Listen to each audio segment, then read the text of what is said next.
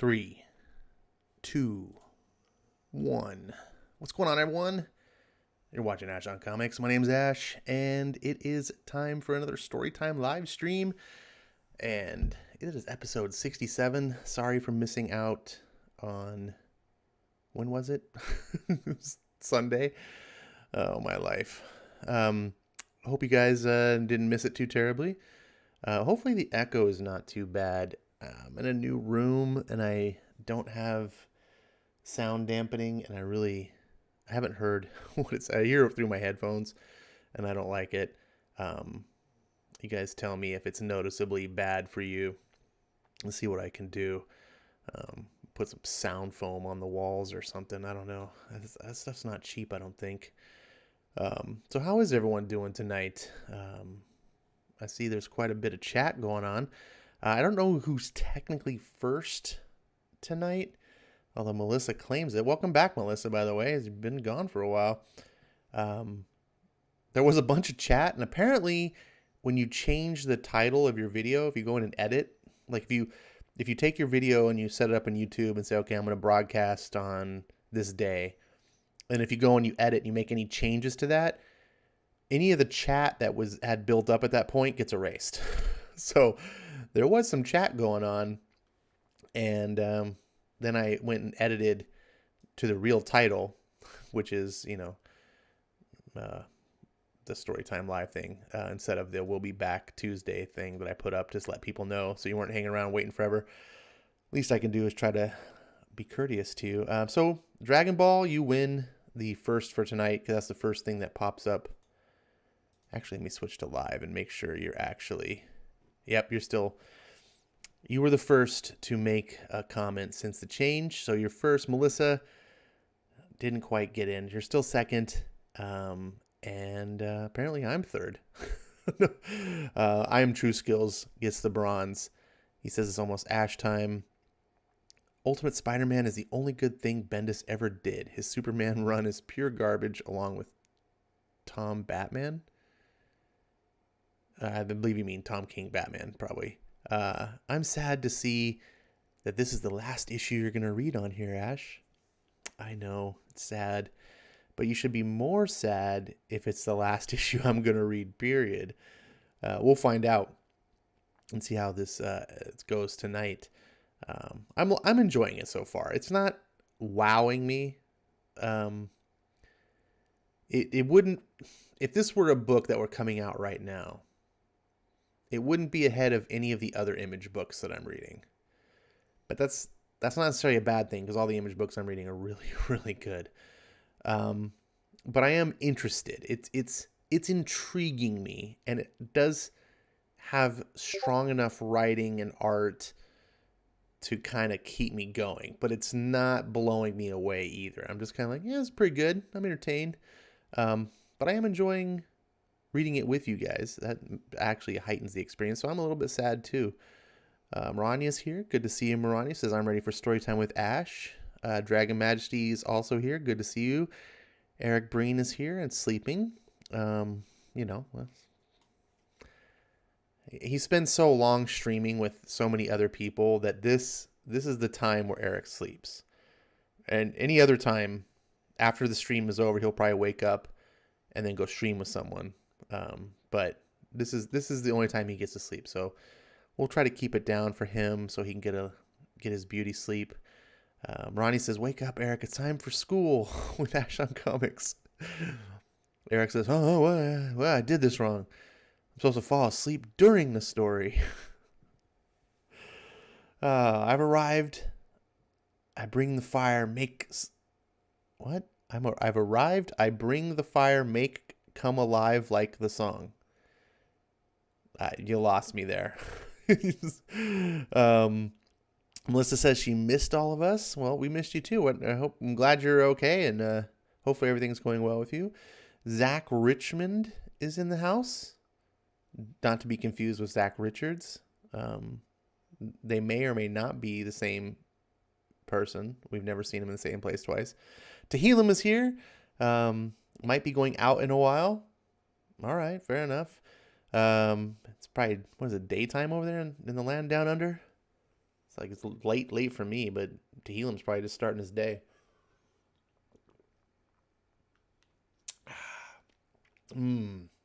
Hope you guys got yourself a good frosty beverage. You gotta have one when you're sitting back and relaxing and listening to comics or even reading them on your own. I'm drinking the rest of my, well, I still have a few more left. I bought a 12-pack of Stella Artois. It's pretty good beer. I can't decide if I like it more than the Modelo. I think I like the Modelo slightly more. They're really close. They're both really, really light lagers, which is what I like, especially during the summer. Zach says, I don't have a delicious beverage tonight, but I've got spicy Doritos. Which kind of spicy Doritos? Because there's a lot of different spicy Doritos these days. You got the spicy nacho. You got the flamin' hot. You got the Tapatio Doritos. If you had those are interesting. You have the, I just saw recently in the store, they have flaming limon. So it's like flaming hot and lime. I haven't tried those yet. I don't know. What other hot ones? There's another spicy one out there, but I can't remember. I'm surprised Doritos hasn't done like a ghost pepper version, like just that would be a gimmick I think that would sell for a while. Let's see. Oh yeah, speaking of which, why are you eating spicy Doritos and you don't have a beverage? Like if there was a call to have a beverage, it would be when you're eating salty tortilla chips that are also spicy. It's like, Ronnie says, I have water and Canada Dry ginger ale. All right. I like ginger ale. Ginger ale is really good. I got cans of Baja Blast and bottles of Gatorade. Man, Dragon Ball is stocked up. He's ready to go. Lord is here. Hi, Ash, he says. Hopefully he's not here to destroy me. I know that's his agenda. Marania says, I did miss story time, but I'm glad it's happening tonight. Well, good. I'm glad you're here. Zach says, sounds fine to me. I can't tell the difference. I don't know what you're talking about. RDV says, you sound fatter on mic. Does this mic make me sound fat? Zach says, you sound fine to me. I can't tell the difference. Okay, well, that's good to know because now I know what you're talking about. Like, because I asked you, like, how do I sound? And then you answer. Then I go, I don't know what you're talking about. I'm an idiot. Yeah, so we've been remodeling the house. And the room I'm in now it's like a newly remodeled room. There's nothing up on the walls. And all the carpet's been taken out, replaced with hardwood floors, which is really cool. But the problem is it's like there's no sound dampening. So it's like being in a bathroom or something. It's just when you talk, it bounces all across the walls. And I hate that. It's one thing to be just here live talking, but when you hear people do recordings, when you listen to it, I don't know. I think when the only thing you're offering is audio, then the audio should be top quality.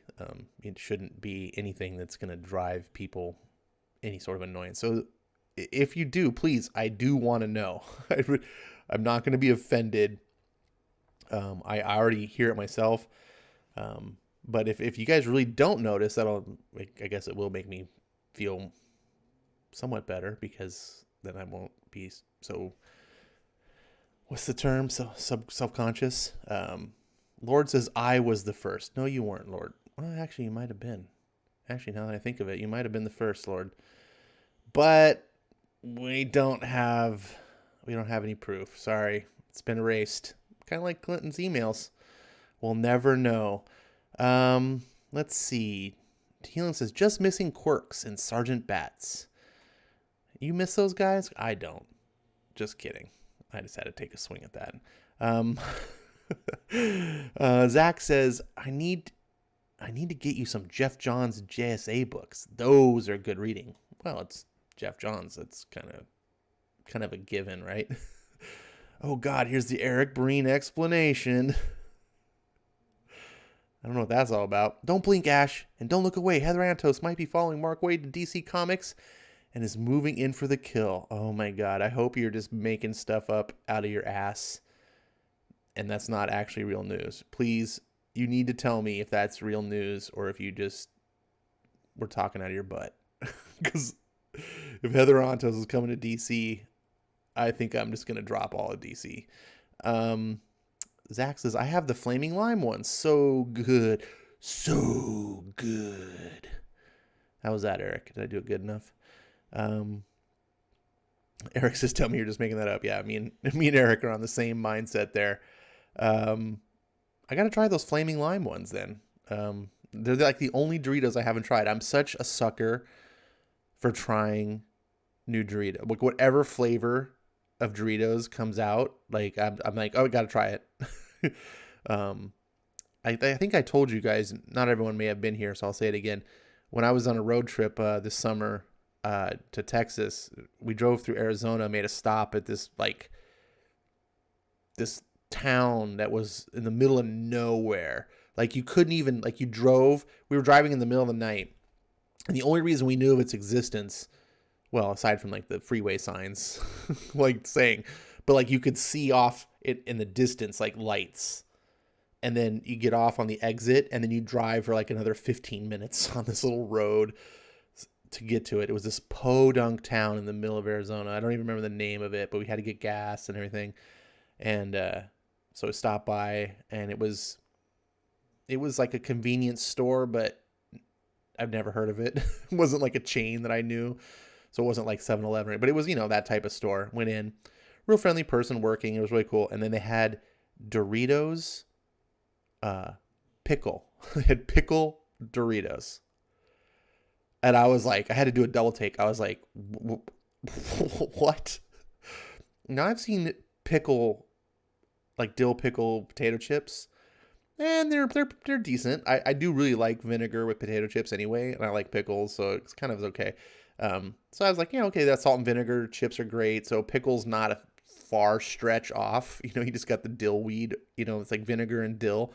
Okay, but I was like, no, not Doritos. Like, what the? And I just had to try them. I was like, okay, I have to buy a bag. Like, I can't not let these go by. And so we're driving on the road, and I was doing the driving, and I just had the bag next to me, and I'm just like popping them. I could not stop. I was like, these are so good. This is munch. Just and I was like, man, I know I'm not going to find these back in California. Maybe when we get to Texas, or we had to drive through New Mexico still too. And I was like, maybe we'll get another stop. I'll see. Nope, never saw them ever again. Still haven't. They're so good. Now, I know that they weren't going to succeed because most people wouldn't even try them, like, because it just sounds so awful, but I loved them. They might be one of the best Dorito flavors I've ever had. And then recently they had something out here that I saw that I tried. It was Ultimate Cheddar. It was a really good dumb name. I was like, you couldn't come up with a cool name.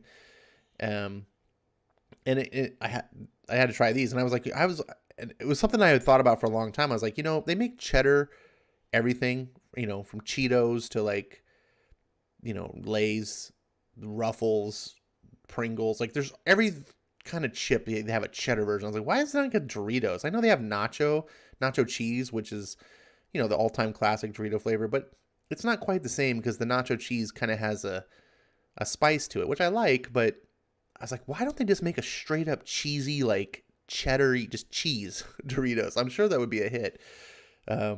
And then I saw them, I had them, and I tried them, and they weren't as good as I hoped. They didn't do them right. Here I am blabbing about in the weeds, the dill weeds of Doritos. What am I doing? How do I even have a YouTube channel? Eric, save me. Let's see. Ash, what comic book video game do you have currently? Spider-Man, PS4, like the only comic book video game worth owning. I don't know of any other comic book video game. I mean, I know of them, but I've never liked a comic book video game until Spider-Man PS4. And I've tried, man. I tried to get in those Arkham Knight games. I just can't. just can't. Man, comic book video games suck. or they're just mediocre. Like the Arkham Knight ones are fine. Like they're high quality, but something's wrong with them. Like I can't get into them. But that Spider-Man PS4 game is amazing. It's got a story that's better than any Spider-Man story probably in the last 20. Well, not any Spider-Man story. Sorry, because you get Spider-Man life story, but better than the normal Marvel comic Spider-Man, like ongoing series in 20 plus years probably. It's better than any of the Spider-Man movies aside from the Raimi films. Super well done, like, with the cutscenes and animation. Excuse me, I'm sitting here hiccuping because of the beer. And then the gameplay is sublime. You get to feel like you're Spider-Man. And the way that they develop the danger sense, the spider sense, so you can literally, you dodge bullets and everything because it makes sense. And you'll see as you're playing the game, for those of you who haven't played it, as you're, running around as Spider-Man, you'll see the little Spider-Man sense thing over your head, just like you do in the comics, the little lines, right? And as soon as you see that, something's going to hit you. So you can dodge or jump or do something, and typically you'll dodge. And it just makes you feel like Spider-Man because the animations that they built into the game when you do dodges, it's all... what do you call it? It's not procedural. It's I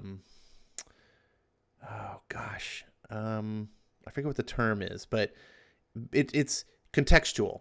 It's based on like what the environment is you're in. Like if you're near a wall, if you have big open space, how you dive or dodge will be based on that. So it's not always just the same stupid animation over and over.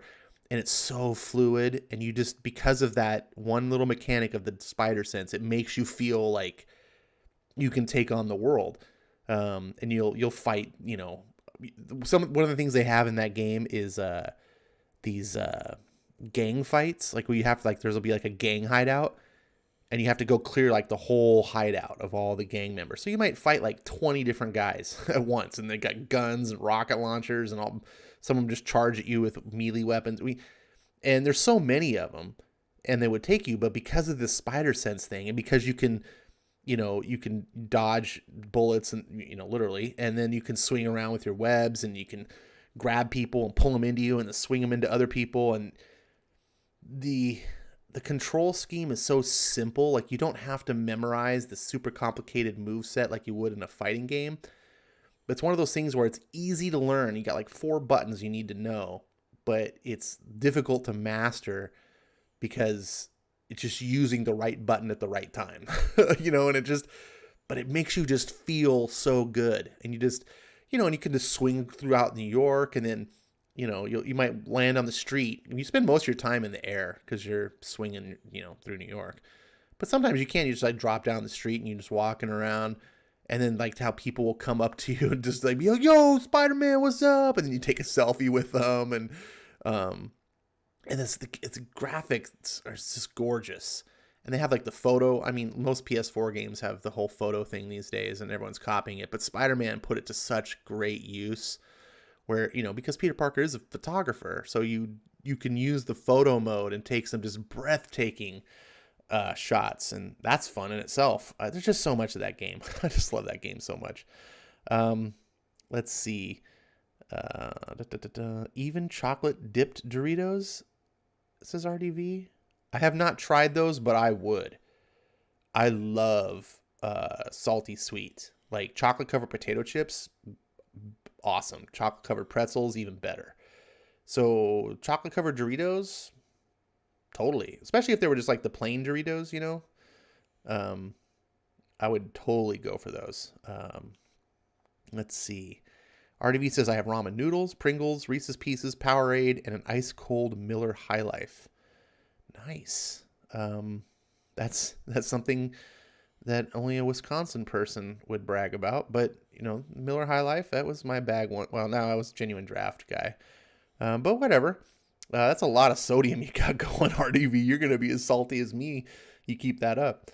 Trying to buy Mortal Kombat comics from Malibu 90s, says Dragon Ball. Oh, okay. Bill Murray ain't the real Dr. Venkman. RDV is. Well, yeah, Bill Murray just plays him on the big screen. Everyone knows that. He's his actor. If Captain Marvel makes it into Mortal Kombat 11, you know what character you're going to play as, either Scorpion or Sub-Zero, to rip Captain Marvel's head off. Is Captain Marvel really going to be put into Mortal Kombat?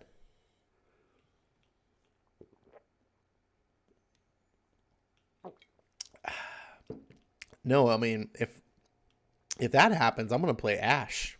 Isn't Ash available in Mortal Kombat 11? Let's see. Computer Robot says, Ash, remember, it's Captain Feminazi. Eric says, chocolate Doritos? Sign me up. Ayers dill pickle chips are excellent. Yeah, I think those might be one of the better varieties of dill pickle chips. Lay's has one that I just saw recently. Actually, it's at the Circle K near my house. It's spicy pickle.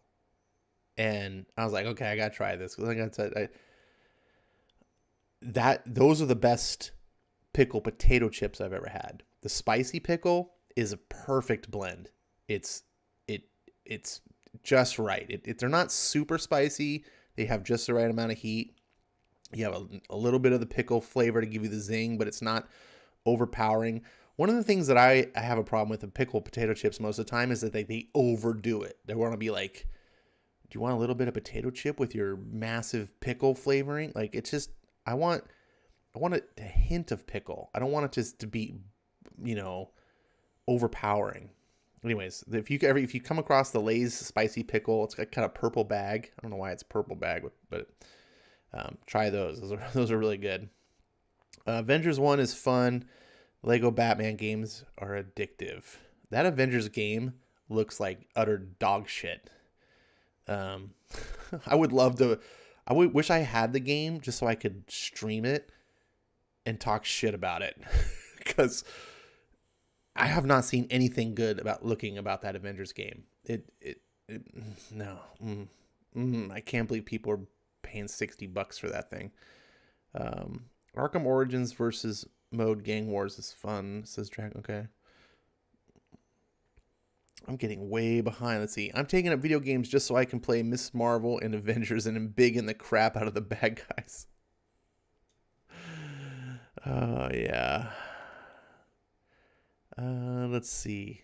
Eric wishes he could embiggen something. New question, though. Are you looking forward to the Miles Morales sequel? Ryuk, that's a really good question. I am to the extent that I kind of liked Miles in the Spider-Man game, PS4 game. Like, it's funny how when you take a character that's stupid and it was written by a terrible writer, Brian Michael Bendis, created by a terrible writer, Brian Michael Bendis, and you put it in the hands of competent writers, and all of a sudden the character becomes better. You can do that. And it's like you saw that in Into the Spider-Verse, which I think is a massively overrated movie. But again, in that movie, they made Miles better. They made him a little bit more interesting. They fucked up a lot of other things, but whatever. In the Spider-Man game, they put Miles in it, and I liked what they did. Like, they actually changed a bit of his backstory so that you felt for the character. Number one, you had compassion for the character. Number two, you understood why Miles wanted to be a hero, right? Because, Miles doesn't have... But here's the problem, and this, I'm going to tie this into the Ultimate Spider-Man, that we're doing tonight.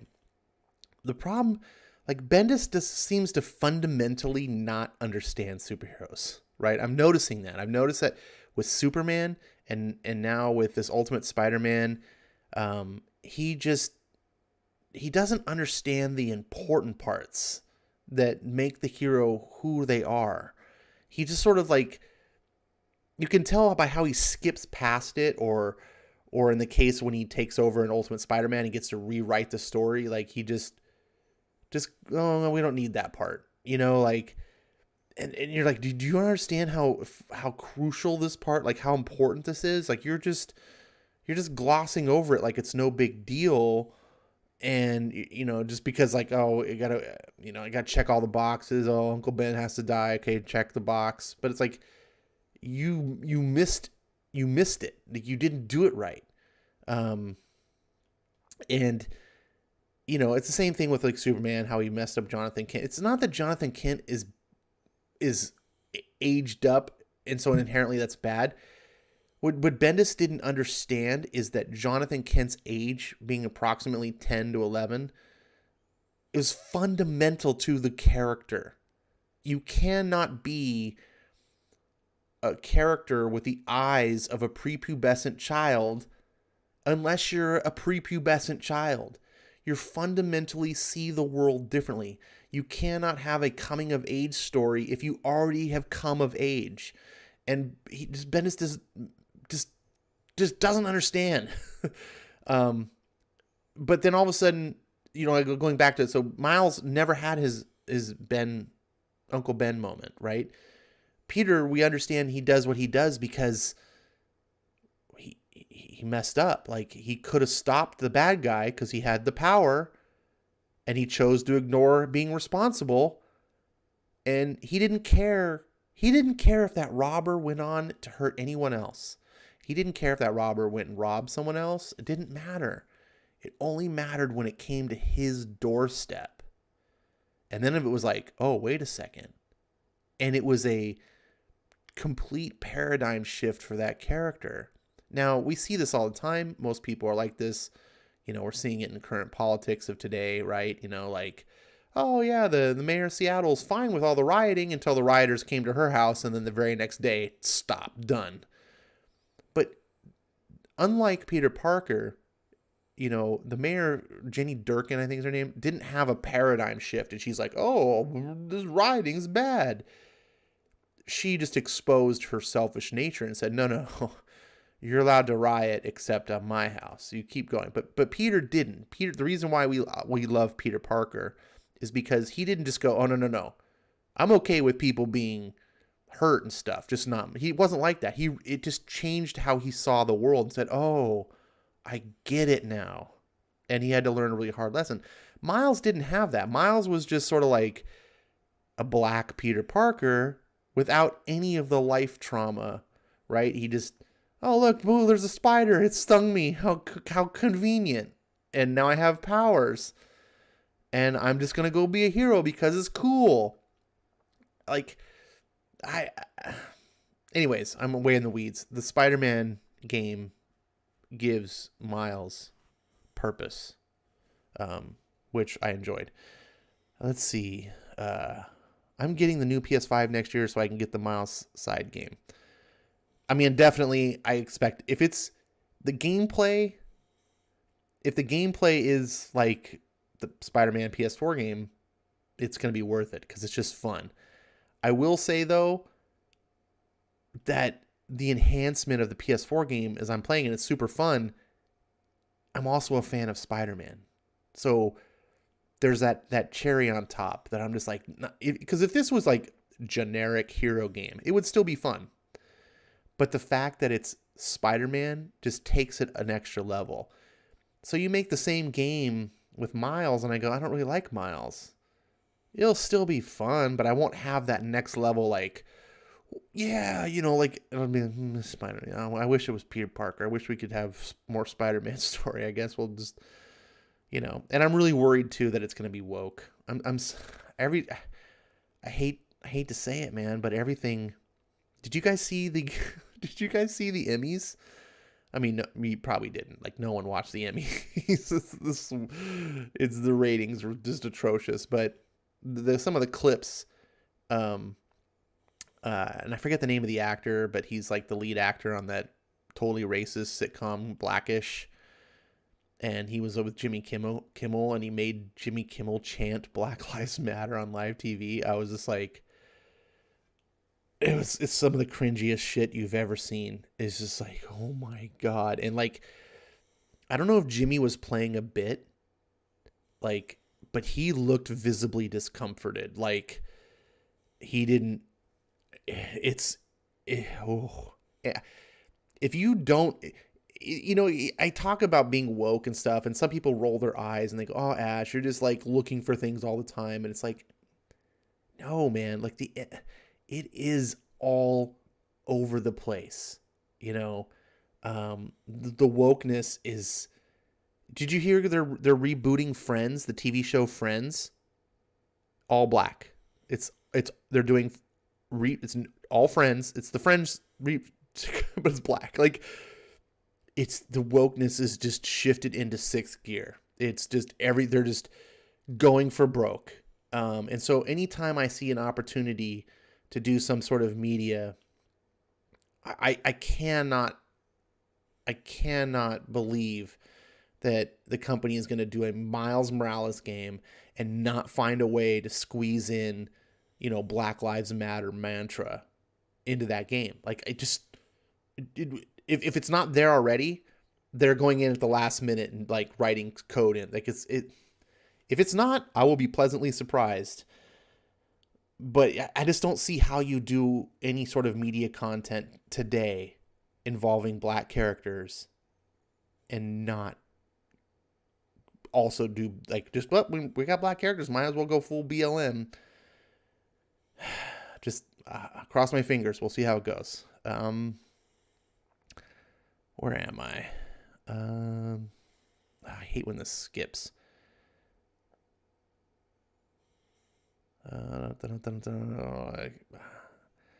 Zach says Lay's dill pickle chips are awesome. Zach, try to find the spicy pickle. If you can. I'm telling you, they're better. Rex says, I hear Ash Williams is being added to Mortal Kombat, but not voiced by Bruce Campbell. Lame, says RDV, and I echo that. Pretty sure Bruce voiced the other Evil Dead games. Yeah, if it's not Bruce, come on. There is no Bruce. There's no Ash Williams without Bruce Campbell. I don't. Man, you better have a great impersonator. Like, I better not be able to tell the difference. Let's see. I can't wait for Vankman's, Eric Breen's, Ingleteen's, and Ash's review of Hellions, as computer robots. Well, that would require me to read Hellions, and I tuned out of Dawn of X a while back. I mean, listen, Dawn of X is atrocious. It's not just bad. It is obscenely bad. It's worse than what came before it. It might be the worst X-Men stuff that's ever existed. And I know about X-Men Red and Age of X. I know it, and I know about the Chuck Austin run. It is god-awful garbage. It is pure... you want to talk about woke? Dawn of X is pure subversive propaganda nonsense. There's no entertainment story there. It's like reading, the Marxist Manifesto or something. It's just there's nothing. It's just pure pretentious garbage. And even Benjamin Piercy, who's probably one of the only writers of note other than Jonathan Hickman that's actually doing any contributions, like his recent X-Force book, which I didn't read, but I saw a couple reviews on, it's pure Orwellian awfulness. Like I don't have the words really. And I just don't have the energy. It's fun roasting bad books. I used to have fun ripping the Bendis Superman books to shreds. And I gave some of those Bendis Superman books actually good reviews, by the way. I wasn't like a hater.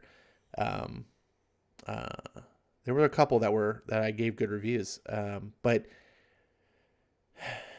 it was fun. But my point is there was some good, there was some bad. Like the X-Men, it's There was not one good X-Men book. I gave it 6 issues because I was like, House of X and Powers of X was legitimately amazing. One of the best X-Men stories I have ever read.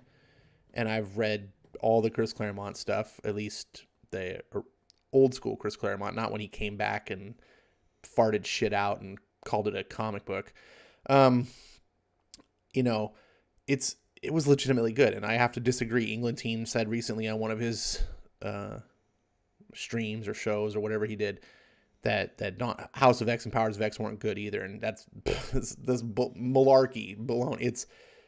It is amazing. It was at another level compared to most comics. It was Jonathan Hickman putting on a clinic. And then Dawn of X comes out. So I was like, you know what? I did not expect Marvel to do a good X-Men book. It's been shitting on it for so long. I will give it a try because Jonathan Hickman has earned this. I said I'll give it 6 issues because I know sometimes it's, like even House of X. I didn't like House of X and Powers of X until issue 3. The first 2 issues I was like, oh really, whatever. And then I was like, oh, I get it. So I was like, okay. Everyone told me Hickman builds up to stuff. Okay, I'll give him 6 issues in. Not a single good issue. Not even a single mediocre issue. Almost every single issue I gave a 1 star. It was awful. Then I read his New Mutants books because I was like, well, and I was convinced Hickman's a good writer. His New Mutants books, it was like Hickman reading those New Mutants books was like Hickman trying to pretend he was Bendis. It was not at all the same writing style as he did in House of X and Powers of X or any of the other books I've read of his, which admittedly aren't much, but like I'm reading Decorum right now and it's on my pull list and it's pretty good. This was like, it felt like someone trying to impersonate Brian Michael Bendis, but without, Bendis is wordy and he doesn't know how to write plots, but he does at least know how to be quippy, right? Like I roll my eyes and just be like, oh, whatever. But it doesn't ever it's not painful to me. That's one of the things about Bendis is I'll read a book and be like, wow, nothing happened. That was a waste of $3.99. But it wasn't like a painful read. I go from, front to back and I'm like, okay, that was like eating a rice cake, like it went into my stomach and, but conversely, Hickman's was like eating a styrofoam cup. It was just, it was bad.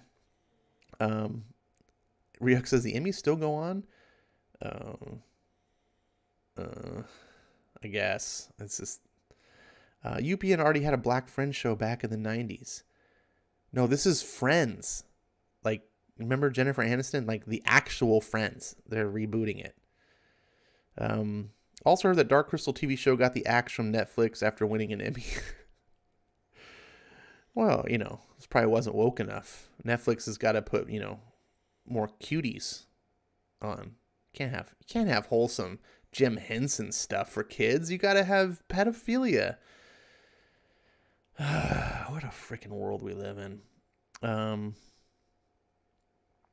Hardy V says, call it my Nias for the Friends reboot. I can't say the word.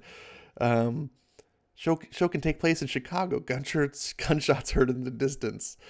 Oh my goodness. Zach says, I'm surprised Bendis' name has been said over 5 times and Quirks hasn't arrived yet. That's true, Zach. You got a point. Let's see. He's watching From the Shadows. Darkwing Quirk. Let's get quirky. I don't know what that's all about. All right. I reached the end of the chat. So you know what that means? It's time to get to what you actually care about. Not listening to me rant and rave, but talk about comics. Check this out, by the way, before we go further. If you're not a video gamer, you may not be aware of this site called Humble Bundle. It's a site that you can basically make a donation and then get paid back in video games. And you can get super crazy deals on stuff. But they also give digital comics. from time to time. They'll have different deals. And there's a bundle going on today, or it's been going on. And it's for a bunch of comics, The Boys. The Boys versus Project Superpowers is the name of the bundle. And I talked about this a few weeks ago, I think, but it's only got 5 days left, and I want to remind everyone about it because it's a crazy deal. $265 worth of awesome stuff. All you need to do is pay $1 or more. And if you pay at least $1, and the reason the whole thing is like, well, why would I pay more? The idea is that you're donating to charity, and you can go through, if you set up an account, you can pick your charity as well. So if you're kind of person who's like, well, I don't give a shit, I want to donate to I will not donate to the Red Cross. I think those guys are a scam. So if anyone's like, you want to donate to the Red Cross? I'm like, hell no. Just throw your money away. I'd rather donate to the Clinton Foundation. Well, maybe not. It's not true, but you get my point. Anyways, you can pick your charity. So if you want to donate to charity, it's a good way to do it, and you'll get some free swag, I guess, in return. And how much you donate, you get more. So if you donate at least $1, you get 5. Looks like 5 books. 4 of them are trade paperbacks. So you get The Boys Volume 1 and Volume 2, Project Superpowers Volume 1, Black Terror, which I'm not familiar with. I believe Black Terror is part of the Project Superpowers universe. It's a creation of Alex Ross and Jim Kruger, who's also the creation of Project Superpowers. And if you're like, whatever, Project Superpowers is cool, like, you should check it out. It'll blow you. It'll be like, wait a second, they did a superhero comics with this good art and writing. Like, holy shit, what happened to Marvel and DC? So for just $1, you get 5, 4.5 trade paperbacks. I don't know what this Christmas thing is. If you donate $8 or more, you also unlock 9 more books. So you get The Boys Volume 3, 4, 5, 6, and 7. These are all the trades.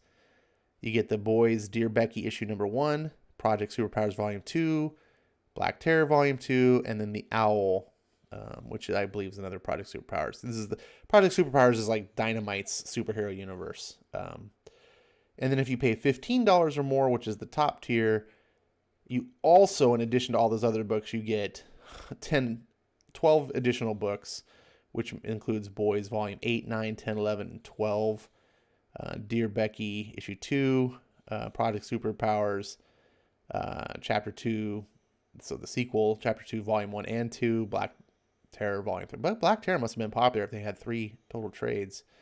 And these other books. So, super deal, $15, you get 26 books. Most of them are trade paperbacks. Like I said, they tell you it's $265 worth of stuff. It's a crazy deal. I just like seeing people get good deals. If you're not going to get it, so be it. But at least you're like, Ash, why didn't you tell me? Now you were told. So, speaking about being told, let's check out what Comixology has for sale. Sometimes Comixology's got good sales on stuff. I like Comixology. Obviously, I use it. Right now, they're doing a DC Sidekick sale. If you want to check out Super Sons, you can get all the Super Sons stuff. But one of the ones I would point out here is this book in particular, Batgirl, Robin, Year 1. So this is 421 pages. It's 2 trades. It's Robin Year 1 by Chuck Dixon and Scott Beatty, and Batgirl Year 1 by the same team. Now, a couple years back, Sergeant Bats got me to get the Robin Year 1. I picked it up because we were doing it for the Ash and Bat show, and I was like anti-Robin, and he convinced me. He's like, you gotta try this Robin. And I was like, all right, rolled my eyes, but, and it's legitimately great. I own the Robin Year 1. I paid $5. I think I got it on sale. This you can get both in one book and get the Batgirl. And I wish I had it. And I kind of feel like I don't want to buy it again because I have. But you should. If you don't have these, I'm telling you, it's good. It feels like Silver Age, but it feels like Silver Age, but with a little bit of a modern mindset, a little bit of modern edge to it. It's just Chuck Dixon doing great stuff. You can see average rating 5 stars. So if you're looking for some on sale, and then there's, if you may think you're not a manga person, and maybe you're not, but if you have comics, you can't read them all on Comixology Unlimited. Oh, that's crap. This is a great deal. $2.99 a book. So Lone Wolf and Cub is one of the most epic mangas ever done. It's about 300 pages per manga. So you're paying about a penny a page. And this is one of the most influential mangas ever done. This is actually, it's been adapted by Dark Horse. So it's for English. It's obviously it's in English, but it's also read left to right. So if you're one of those people, it's like, I can't stand reading like the Japanese, right? Like, I understand this. Lone Wolf, let me put it this way. If you like The Mandalorian, which, so that's a really overrated show. But if you like The Mandalorian, a lot of people seem to like it. This is what you wish The Mandalorian would be. This is where Mandalorian's pulling a lot of its feel from. It's a Lone Wolf and Cub clone, just not nearly as good. Maybe I'll read a Lone Wolf. It's too long to do it on the show though. That's good stuff. So that's all said and done. Let's get into some Ultimate Spider-Man. Let me check the chat here. I hate Hickman's X-Men, says Melissa. They are segregationist. They're a lot more than segregationist, but you're right, they are.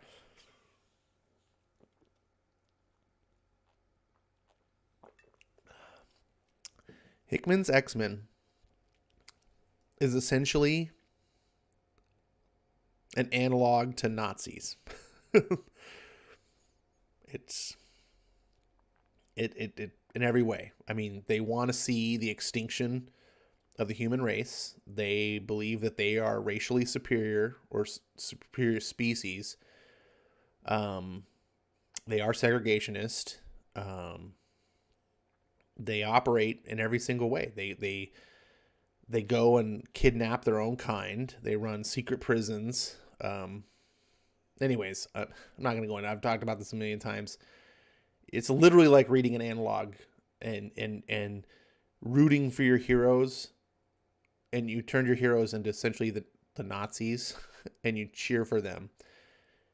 I really hope, and I don't think Hickman's going to do it. I really kind of wish this is some sort of sick thing where Hickman like reveals and goes, ta-da, I got you guys to root for Nazis. And you didn't like that would have been his end game. This big reveal of like, I convinced you by painting Nazis with a different brush so that you didn't recognize them, that just like the actual Nazis back in the 30s, that you could actually support this ideology if it was framed to you in a certain way.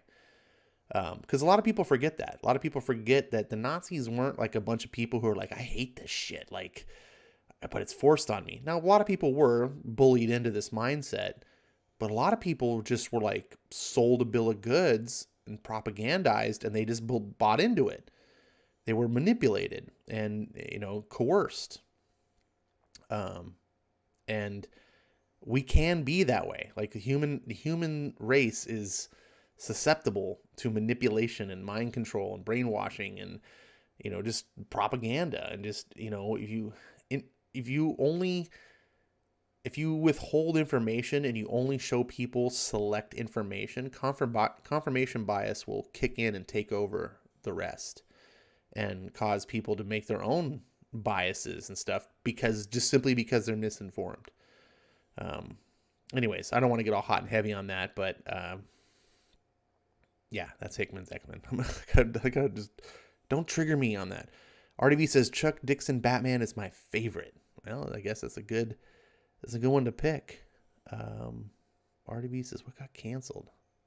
What's not getting canceled these days? Come on. Zach says, I think you can read the Jeff Johns David Goyer JSA run for free on Comixology right now. Let's see. Are you referring to this?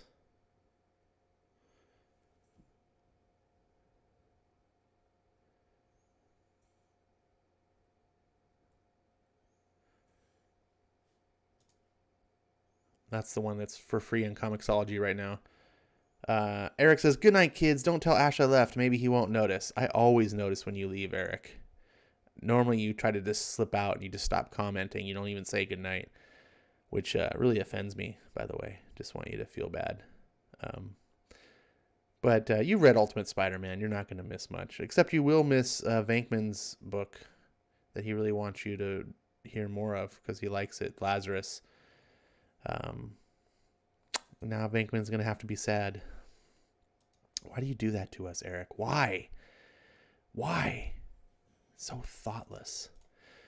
All right, speaking of thoughtless, it's time to read Marvel Ultimate Spider-Man, issue 6, Big Time Superhero.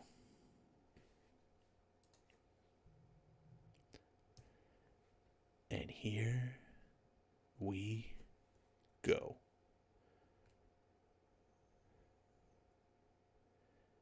Well, let's just see what the distinguished competition has for their headline this morning.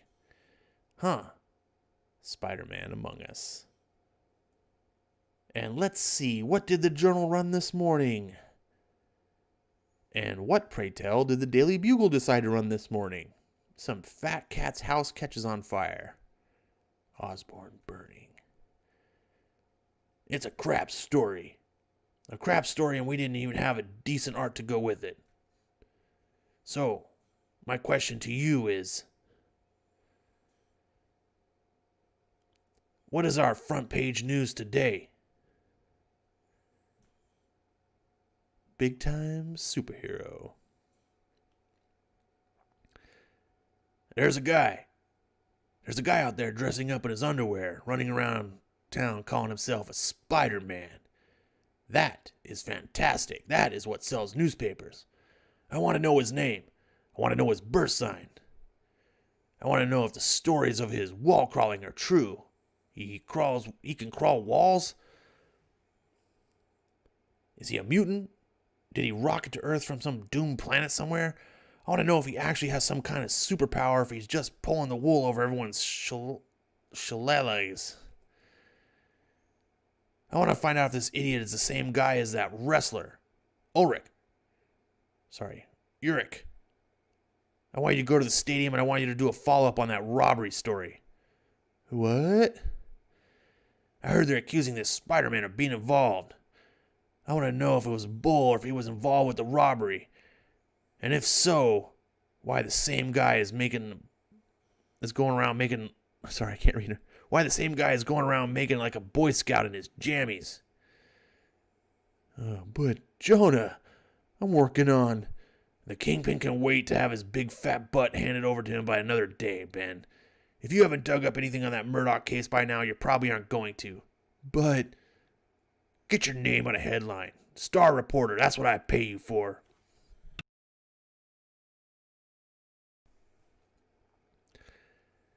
I want to know everything that there is to know about Spider-Man. I'm telling you, I smell it. This is our new OJ. Hero or villain, con artist or crook. People won't be able to get enough of him one way or the other. In fact, right this second, I bet that creepy Schwartz is up to something that'll be our headline tomorrow.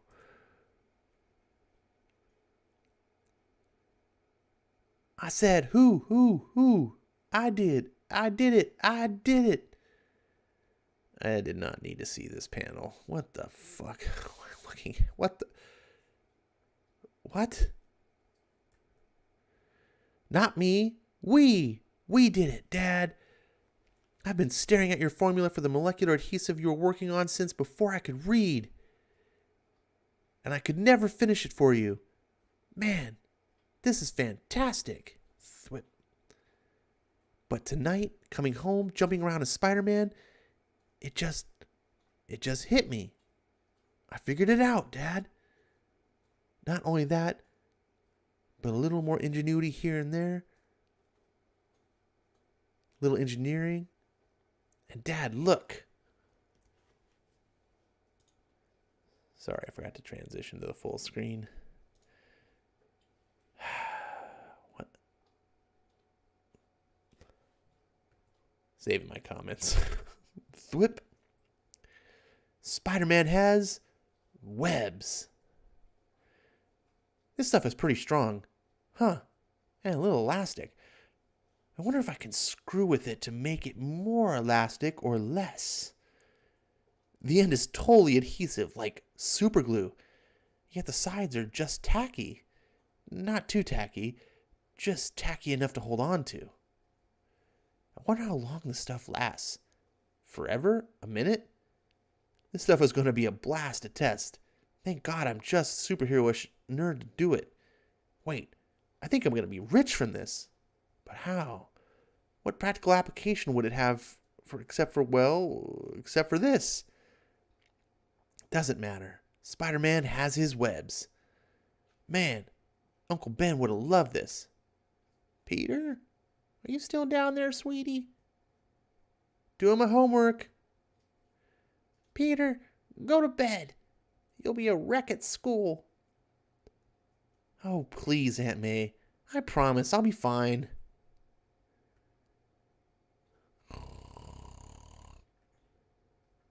Parker! Yeah. Crack. Parker, I swear to God. Sorry. That's 2 desks you've demolished in a week. Yeah, how about that? Listen, you're not so scary smart that you can just sleep during class, mister. No, I was thinking about what you were saying, and I saw what you're doing. I see that one more time, and I'm going to have a talk with the coach about. You don't have to do that. I quit the team this morning, so you don't have to. What? Well, just try not to break anything on your way to the next class. Ring. You quit the team? I quit the team. Good for you. I thought it wasn't you. Parker, what was that? I quit the team. Why? 'Cause I did. But I told you he was a freaking worm. Listen, it's nothing personal and nothing against the team. It wasn't me. It wasn't you. What kind of crap is this? I'm telling you, it wasn't me. Listen, I've had some stuff. Your uncle croaked so you can't play ball? Kong, don't. Well, that's just great. Thanks for the support, pal. Harry?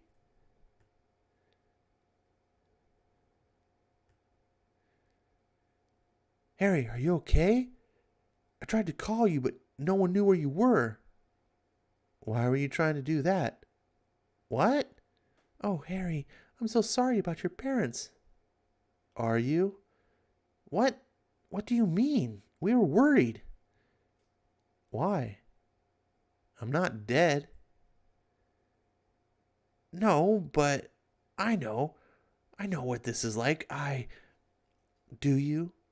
Yes, do you guys feel that? Boom. Yo, what's up with that? Oh my God. Are you okay? Boom. Everybody out. Everybody run. What the bleep is it? I know what this is. What? Dude, we are so out of here. I know what that is.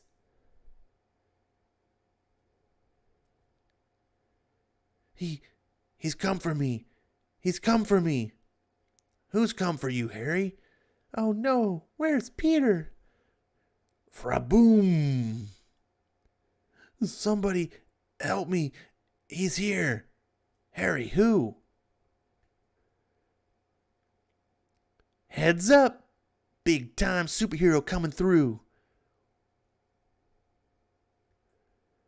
Dude, seriously, if he blew up our school, he is totally my hero. Whoa. Man, I'm going to have to work out another system for emergencies. 2 minutes ago. Dude, we are so out of here. I know what that is.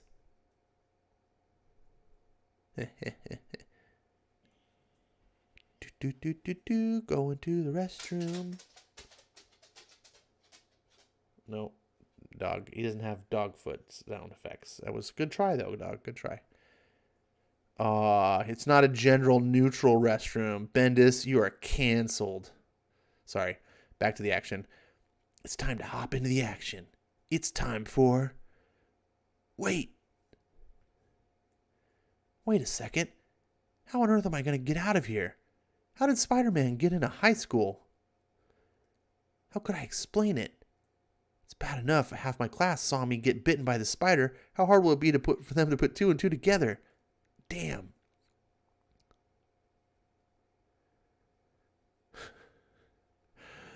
Oh God, Bendis is making this so overly complicated. Now I'm going to sneak into the bushes. This can't be how Captain America does it. Sneaking behind the cars. He's come for me. He's come for me. Who's come for you, Harry? Oh no, where's Peter? I'm getting a weird sense of deja vu. How about you guys? Heads up. Big time superhero coming through. Definitely need to come up with a system. Bendis and those reused panels. Who on earth would do this to a school? Hello? Hey, as hall monitor, I'm going to have to ask to see your hall pass.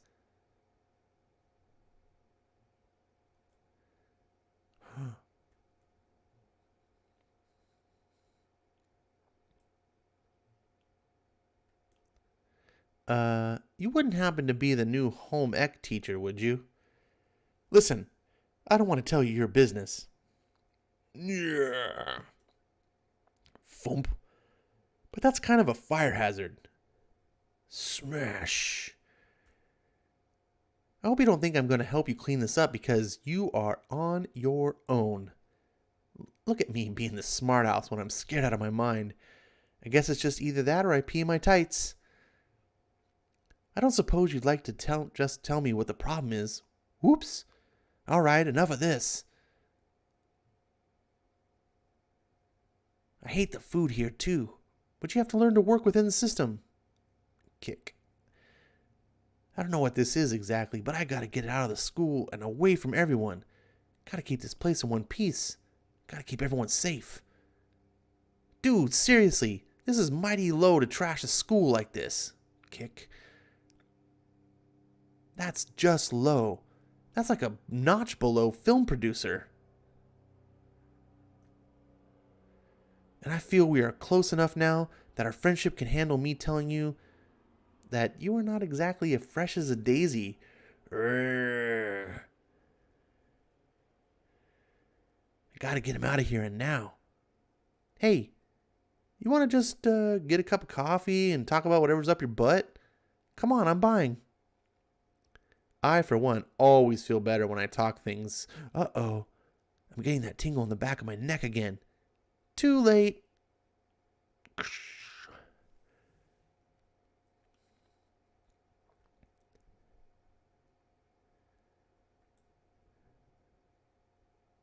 Leap.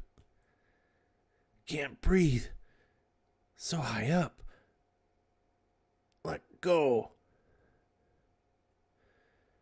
Perker. Huh? Perker. Who are you?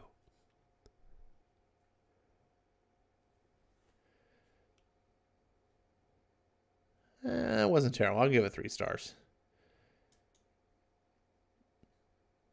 For a Bendis book, there was some nagging things about it, but it was a comic book. That's my opinion, at least. You may not have the same one. Wait, how do I get out of this? Jane, how do I stop this crazy thing? Exit reader.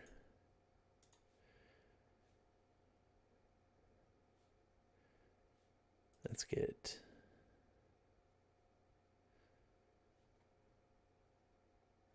Where's, oh, there it is. I thought I had this all ready to go.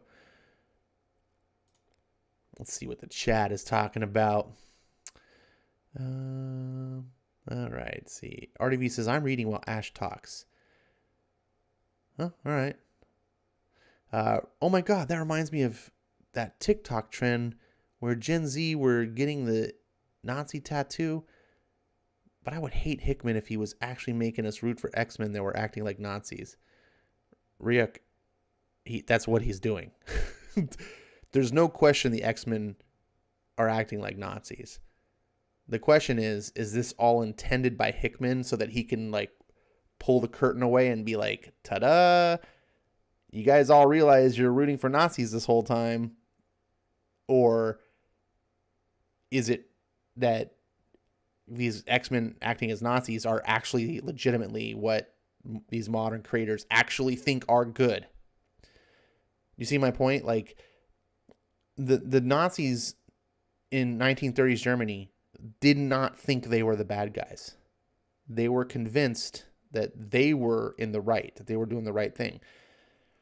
If you study about like how the genocide, the Holocaust came about, it wasn't like an overnight thing, like where they just like, you know what, Jews are bad, let's kill them all. They didn't do that. The Holocaust started from a project called T4, which was, I like to call it the Germany's version of Obamacare. It was Germany instituting nationalized healthcare. And it was this idea, was like, and everyone's like, "Ooh, yay, we're all going to get our healthcare. Woohoo." And of course, but when the government is in control of your healthcare, they get to decide who lives and dies. And slowly T4 evolved into the Holocaust. It started off with just like, oh, the elderly, you know, those with like, stage 4 cancer. If you had some sort of like fatal condition that was not curable, or if you were just really old, then they just let you die. They didn't treat you, because why are they going to pay for that? When the government's in control and having to pay, then they get to decide what not to pay for. And so they let the sick and the elderly die.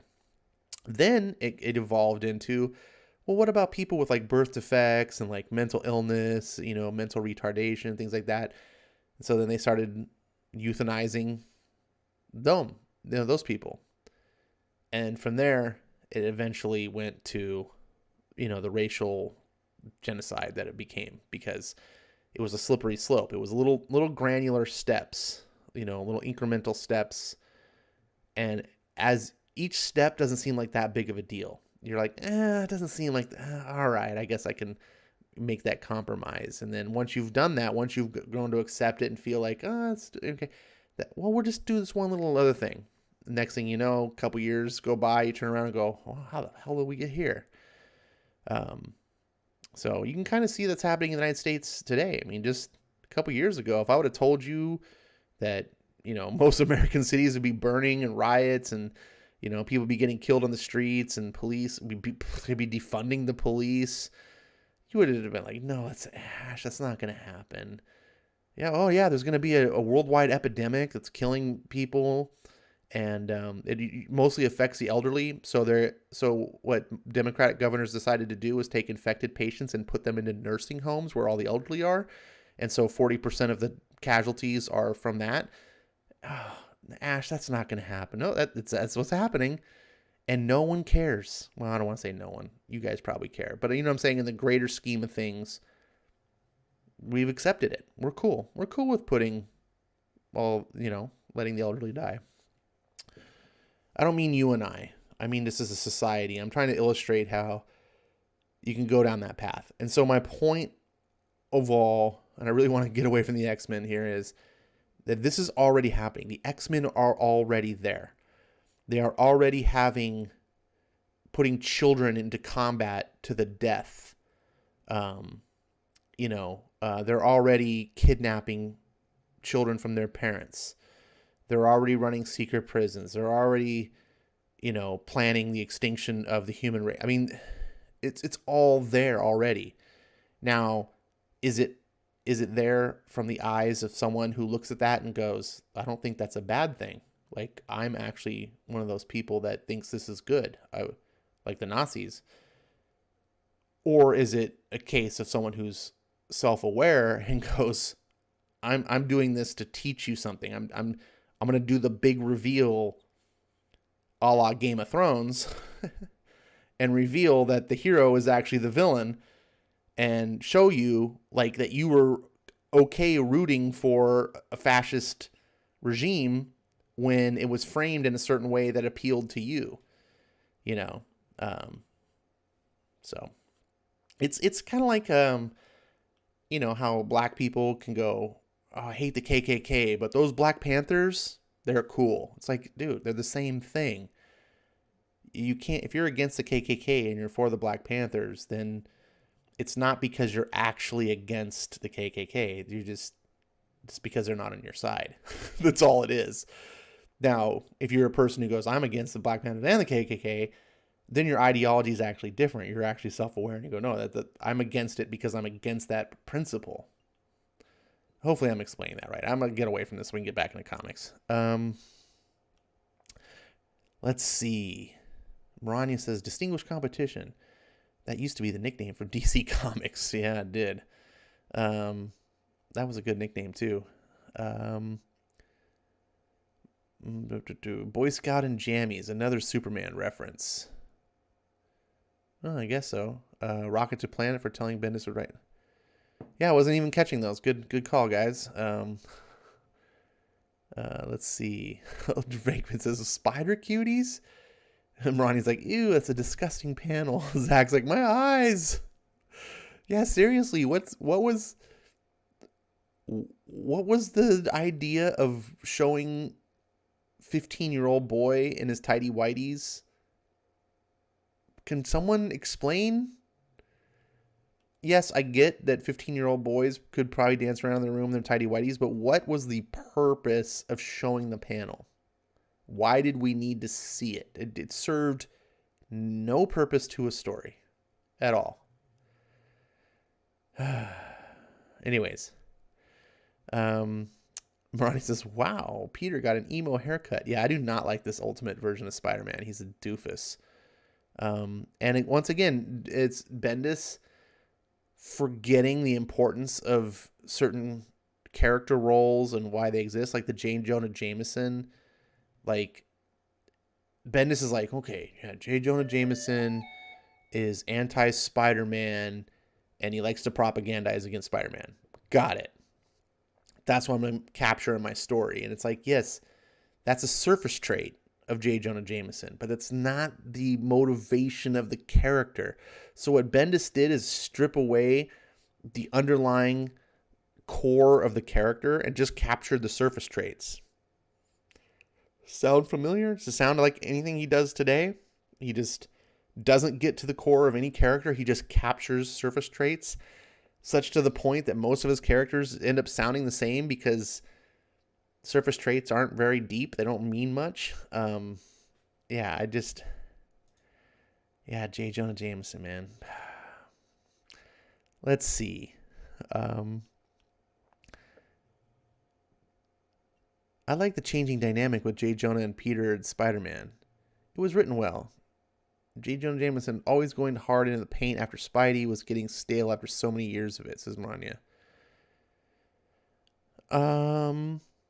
Certainly, I can understand why you might say that, but going back to my point is if you understand the core of the character and what drives them, then you can have the character evolve and adapt with the story as the story evolves, right?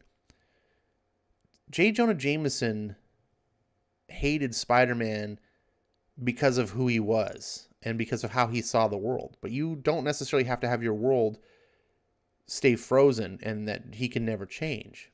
But if all you see is that J. Jonah Jameson is a surface trait and that he hates Spider-Man, then how do you change that without even just, being meaningless and superficial? I don't know. It just, characters can change. And you could have J. Jonah, you could actually have J. Jonah changing his mind about Spider-Man potentially. Especially now you live in a world where there's 2 Spider-Men. Ryuk says, and with that, I'm going to sleep. Good night, everyone. I don't know what that was. Hopefully it wasn't me. Hopefully it was just the Spider-Man book. Ryuk's going to miss Lazarus issue 6. No, Ryuk. Let's see. Dave says, how the hell did we get here? Hey, what's up, Dave? I don't know what you mean by that. Here in the United States, here that Ash is reading Bendis Spider-Man books. I don't know. RDV says, I think it was a risky business homage. Okay. I mean, that's interesting. Take, Venkman. I hadn't considered that angle, but now that I am considering that angle, it's a pretty rather terrible risky business homage. At the very least, you got to have Peter like slide across the floor, with his socks.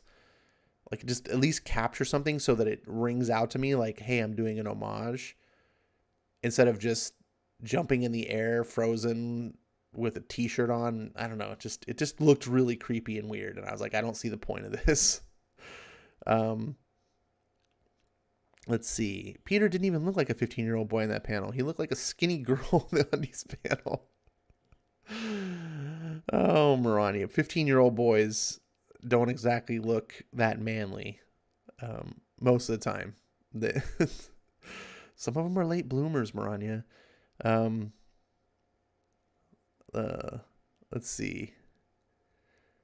All right. So that's all. I'm caught up on the chats. RDV says I'm just guessing. Well, that's a good guess. Actually, I didn't consider that angle at all. Like you could be very right. Bendis very much likes to pull from pop culture. So I would not bet against that.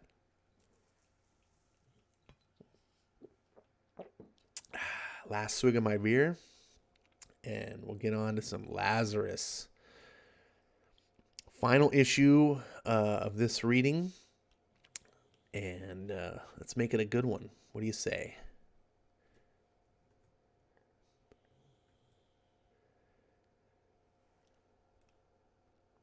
The world now lies divided, not amongst political or geographic boundaries, but amongst financial ones.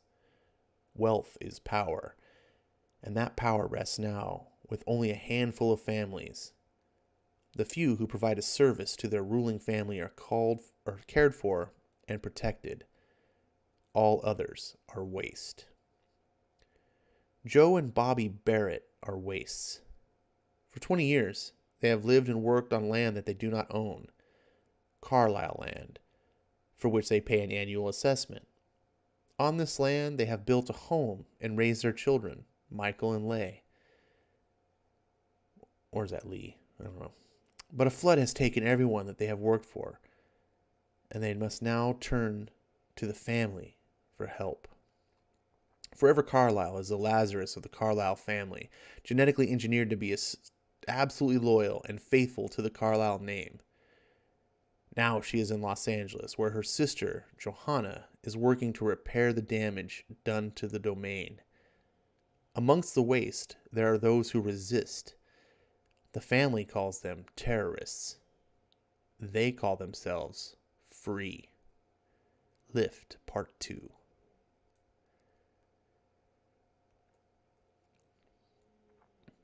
When's he coming back? Marisol. He tells me as much about his schedule as he does you.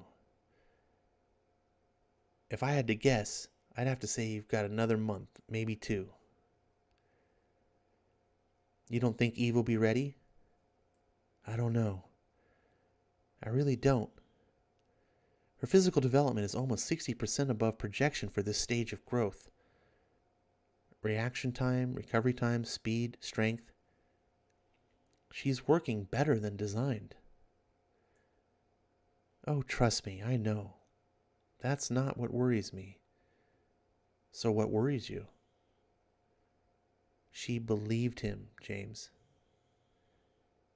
Eve's convinced her father will disown her if she doesn't defeat me. That's not going to happen. Southern Sierra Nevadas. Facility, Compound Sequoia, Family, Carlisle. We've seen this kind of thing from him before. We both know Malcolm was just pushing her buttons, Marisol. Population, family, 2, 1 permanent. Population serf, 32. We know that. Eve doesn't. You've seen how hard she's pushing herself. It's no way to treat a child. And if she was a normal child, I'd agree. How are you feeling? No ill effects from last round of therapy? Physically, I feel in my 20s again. It's my head and heart that are weary. Eve and I have an 8-mile run for the morning. I should head to bed. Good night, James. Good night, Marisol.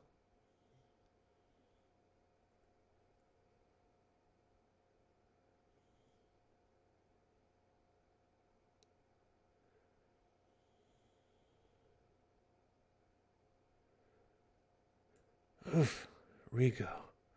Oof, Regis. Oof, Regit. Oof, Regimus. Oof, Regidus. Oof, Regan. Oof, Custodio. Oof, Custodes. Oof, Custodit.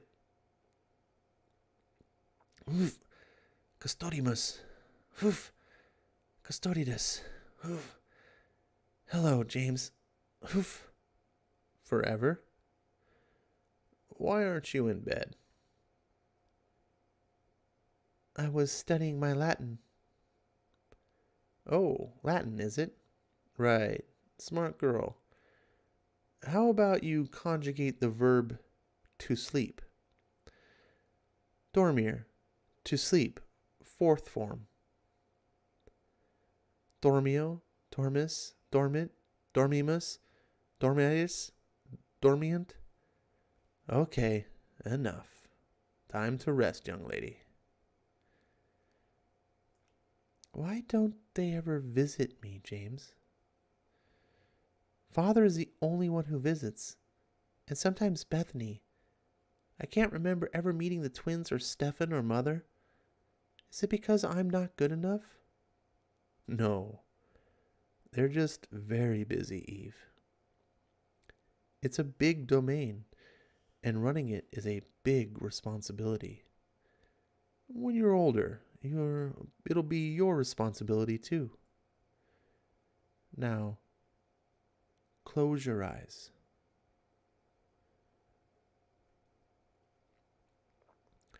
Facility, Twins Palisades, residence, population, family 2.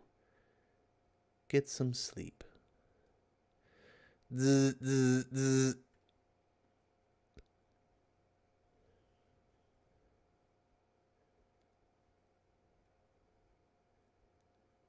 He is not your father. This is not your family.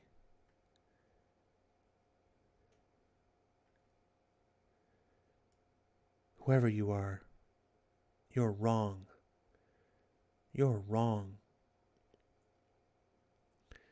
South Central Los Angeles, population serf, 322,000, population waste, 2.8 million estimated. Approvals. May proceed to your assignments. In an orderly fashion, any disruptions will be dealt. Need 2 with 45 points or more in welding. Where's the crew from the post? Shooting B-roll now, Miss Carlisle. We're going to do it in here? We thought outside would be a better visual. Hair and makeup are ready whenever you are. And will your sister be joining you? No. Our father doesn't like Forever's picture to be broadcast. Isn't that right? That's right. I think it's a stupid rule. Makes it seem like you're not family. You are sticking around though, right? Thought I'd take a look at the security. Well, don't go far, okay? I feel safer when you're nearby.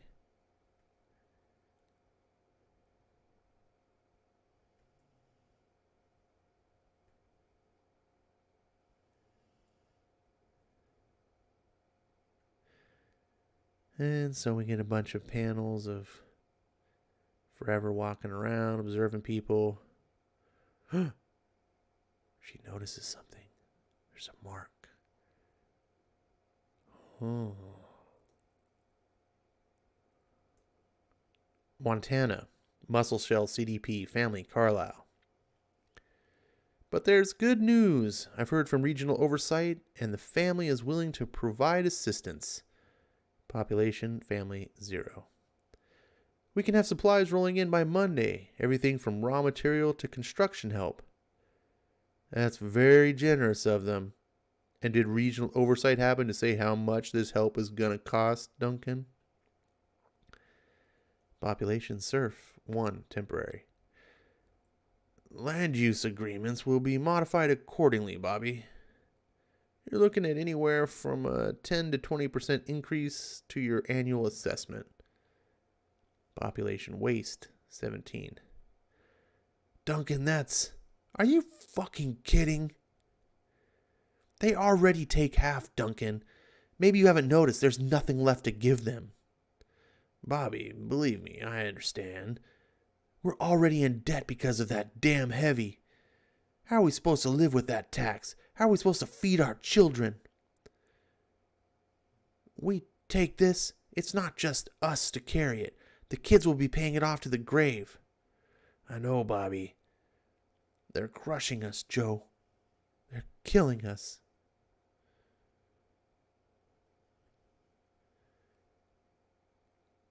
Can you give us a little time to discuss our options? I can come back tomorrow.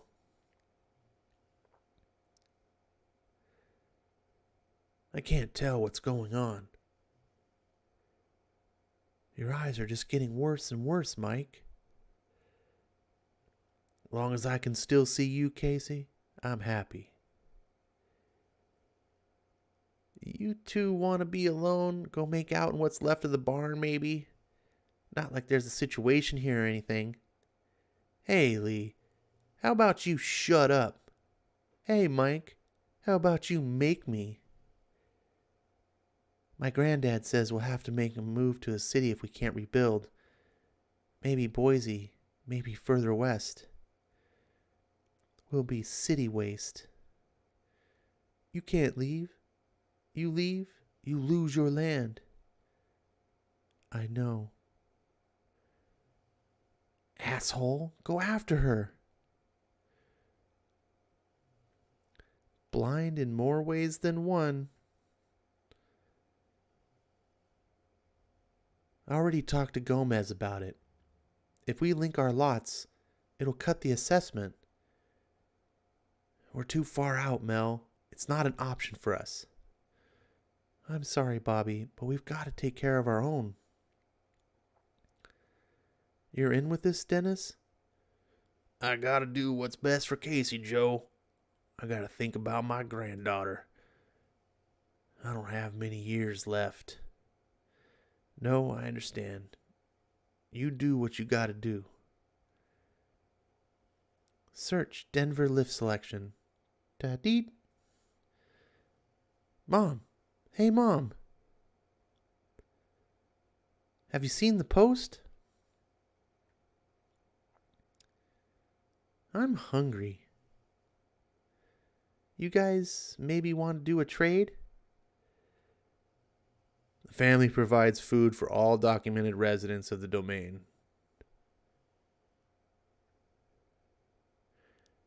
If you've been chipped, if you're in the LRP, I stood in line for 16 hours a day to get a job. Never made it to the front of the line. I'm clean. You can check. I just got screened. Just for some food, a couple bottles of water. Both of us. Not together. And not out here. Undercover, okay? Go, go, go.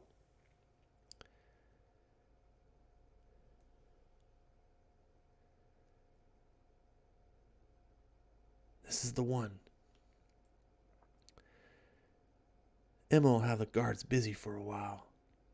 Dose, get a hand truck. Bit, start working on the locks. I'll keep watch.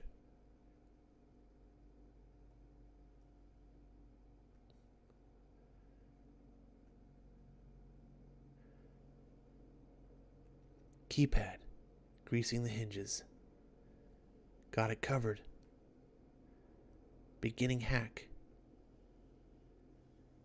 Almost there. That's it, done. Got the lock. Just 2 acetylene canisters. Don't touch nothing else. We don't want them knowing it's gone. Yeah, but they'll see the lock was cut, Angel. Then take it with us. It'll look like something just forgot to lock it. We gotta move, Bit. Emma will be fine, I promise.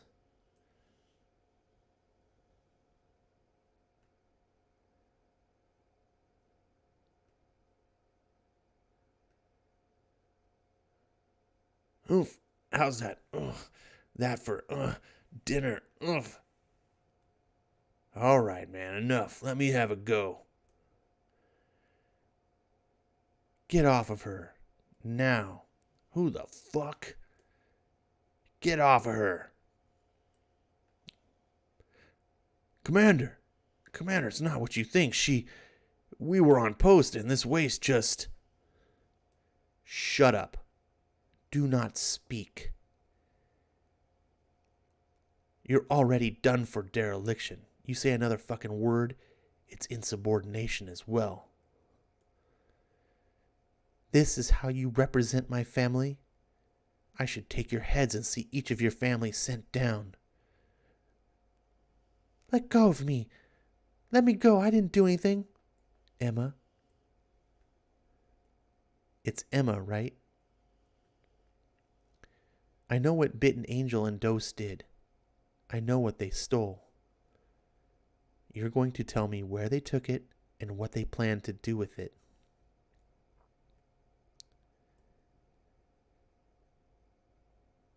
It's 500 miles from here to Denver, Joe. You're sure you want to do this? Not like much of a choice, Duncan. And you understand, you do this, everything reverts to the family.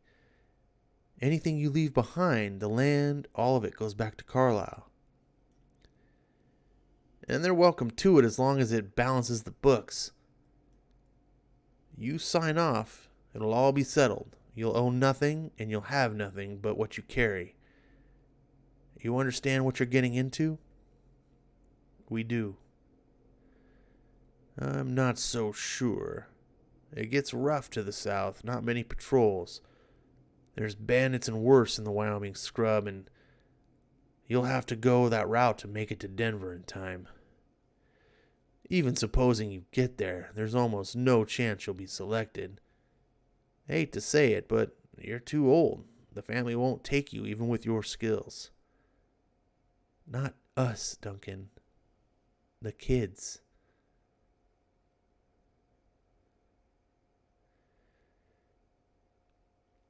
Gonna need both your signatures. I've cleared you and your family for travel. Afraid you have to be off the land in the next hour. Take care of yourself, Duncan. You too, Bobby. Riders coming in. It's Dennis and his granddaughter. Thank God, I was afraid I'd miss you. Just in time, yeah. Come to say goodbye? I need a favor from you, Joe. I want you to take my granddaughter with you. I'm going in with Taylor and Gomez. There's no future for her in that, only debt. But maybe with you, maybe she's got a future.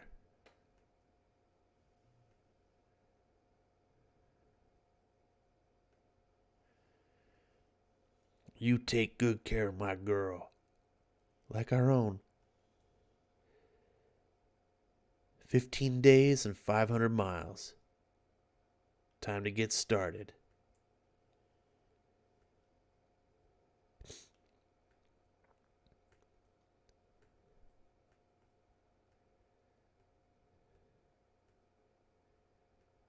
Man, I'll tell you what.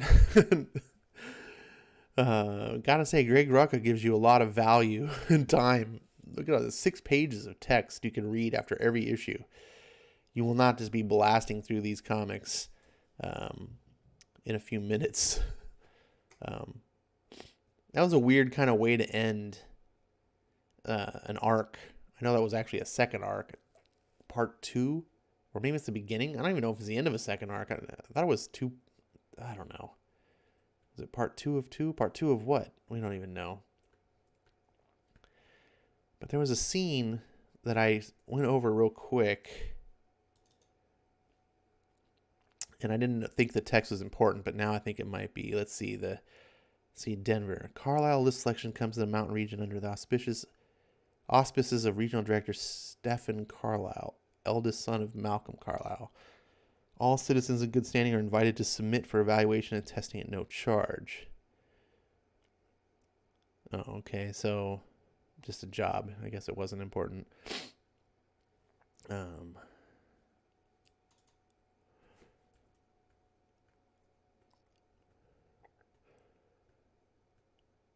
kind of really feel the latter half of these 6 books started to really decompress. Like, I thought I was going somewhere, and I was like into this, okay, forever, she's this Lazarus, and you got the whole family plot, and then I feel like it just went out in this weird left turn with this family's the waste in Montana. I don't know, maybe I gotta read a lot more, I guess. Maybe they'll have an important part to play, but I just feel like I wasn't really invested in it, and I just felt like it was too soon to be introduced to subplots. Like, I think there needs to be more, but who knows? It just feels like a distraction to me. Let's see what you guys are actually talking about. I got the sniffles. All right, let's see. Not much talking going on. It's going to be a quick wrap up.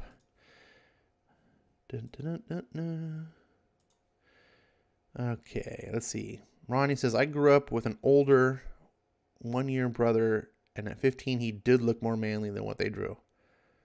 Well, I didn't say all kids, but they definitely, everyone matures at different rates. I mean, I don't know. I look at 15-year-old boys today, not that I'm really looking at 15-year-old boys, but you know what I'm saying, like, and I'm just like, wow, I forget like how childish, like how much like a 15-year-old looks like a child. Because I remember in high school, 15 years old, you were a sophomore. Like the difference between, sophomore and senior wasn't that huge.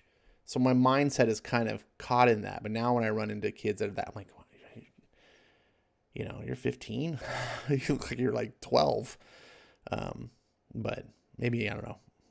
I was a late bloomer too as a kid. So I was definitely, I wish I used to have a picture, not that you guys haven't seen a picture of me. But one of my jobs, I used to work for a company that worked on the naval amphibious base in Coronado. And so I had a contractor badge, like a naval to get on base. And I swear that I wish I still had that. I lost that somewhere. Because I look at that and I'm like, in this picture, I'm in my 20s. and I look like 15. People used to make fun of me. They're like, "You're like a little kid." Yeah, I was definitely a late bloomer. But the good news is now that I'm like mid 40s, I look like 30. So I guess that's kind of good. I got what was the name of that guy that never aged until he died? Man, I forget his name. He used to do all the New Year's. It was like Dick something. Got a little bit of that. Let's see. RDV says, I really want Gina Carano to take on the role of Forever if they do a movie or TV series. Yeah, I think Gina Carano would be a good casting for that. I wanted Gina Carano to be Wonder Woman, but I'm okay with Gal Gadot. I've always pictured Wonder Woman as kind of a more robust, she's an Amazon, but I'm okay now with her being more petite female. Maybe they sold me. But yeah, Forever should be an imposing woman.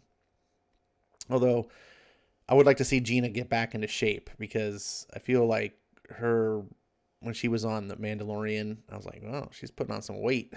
Come on, Gina. Let's see. Ronnie says part 3 is the next issue. Yeah, you're right. Testing determines if you'll be hired or not to make it into Surf for the Family. Gotcha. Education, medical, military. Okay. 90s Malibu comics, Mortal Kombat comics. Everyone needs one. Man, Dragon Ball is like, he's got it in for those Mortal Kombat books. I'll tell you what. What about strong character comic books with high stakes? What about strong character comic books with high stakes on the line, all out battle action? I don't know what kind of statement. Is that a statement or a question? I don't know what you're trying to say there. What I would vote for more Ultimate Spider-Man and Lazarus if I had a choice, says Manya, or something along those lines for the next series of 6 shows. You really want more, Bendis? Is that what I'm hearing? RDV says, me too. Well, I know RDV's, he's got a bias for both. He loves Spider-Man. I mean, he'll read Dan Slott's Spider-Man, so I'm sure Ultimate Spider-Man is perfectly fine for him. He's just like, oh, this is better than some of the stuff I read. Melissa says, woke SJW comic books where men get cucked. Yeah, they tend to get cucked a lot. It's the modern society we live in. Majority of men are raised by women, so they don't really ever know how to become men. I speak of this from experience. My father was never around. I was raised by a single mom, and it's quite a struggle, I gotta tell you. And if you aren't a person who is self-aware of this issue, then it's even harder. Like I at least, well, first of all, I had a tough mom. But also she was aware that I didn't have a father figure. She tried to be as much as she could as a woman to like instill that, but she's also made me aware, like she made sure I was conscious of this. It didn't raise me like a girl, and it's still tough. It's tough not having a father figure in your life as a guy to have that example. Comics were a big thing for me. I started collecting comics when I was 13 years old. That's right in the puberty stages, and I gotta tell you, I think that is probably why I am maybe more, how do I say this? I have a really strong emotional reaction and a feeling towards the whole woke culture in comics. And the reason I'm probably so, strong opinion on it is because of this. Comics, for me, helped me develop, as a boy, and, trying to find his way to becoming a man. And that was really important. Comics used to have a lot of good principles and ideals, stories of things that men do, looking after, I don't want to say the weaker. It sounds stupid to say the weaker sex, but the more fragile, I guess, it taking care of women and children, that ideal. It didn't use, it's weird. Like I can't even say it today because society has so convinced us that it's poison to talk like save what it used to be a noble thing, right? Like when, ship is sinking, women and children first, like the men took care and it was like this noble thing. And now it's like, you misogynist, imagine the Titanic happening today, right? And they'd be like, women and children first. And they'd just be like, oh God, you guys are so misogynist, as they like get in their lifeboats and watch the men drown, like the whole concept of, the actual movie Titanic, Jack dies at the end. It's because he lets Rose have the thing to float on. He sacrificed himself. These were concepts that they're very masculine ideals. Men are protectors, women are nurturers.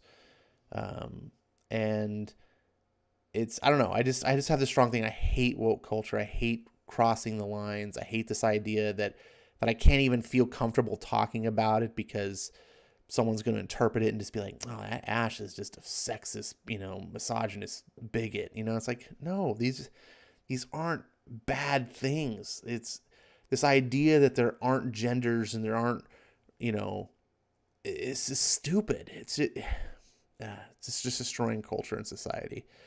And I don't want to end on that note, but that's why I'm as strongly opinionated as I am, because I firsthand, comics were very important to me in my development as a boy. Let's see. Dick Clark, says Marania. Yes, that was the name I was looking for. To grow face and chest hair, you need testosterone. Okay, Dragon Ball. RDV says Bruce Jimmy. What? I can't even follow the chat sometimes. That's what you should read, not whatever that was that you read. What? Look at the kid. This must be really late because I can't understand what's being said. Can anyone else understand what's being said? It's sometimes difficult to jump into the chat. Dragon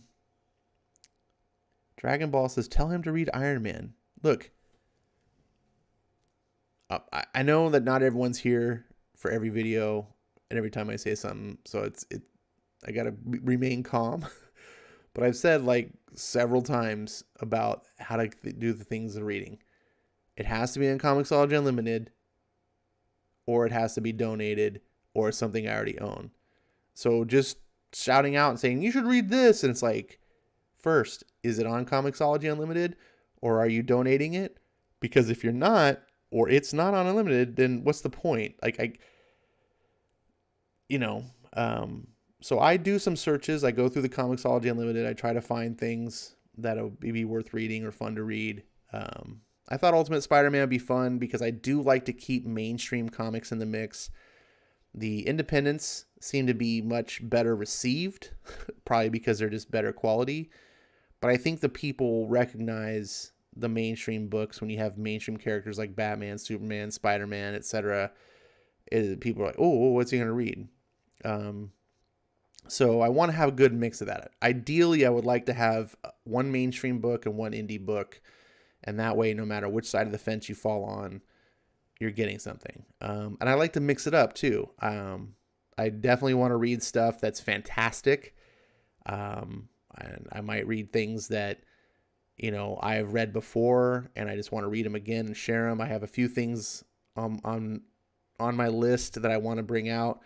One of the ones I'm planning on doing actually is Spider-Man Life Story. That book is fantastic.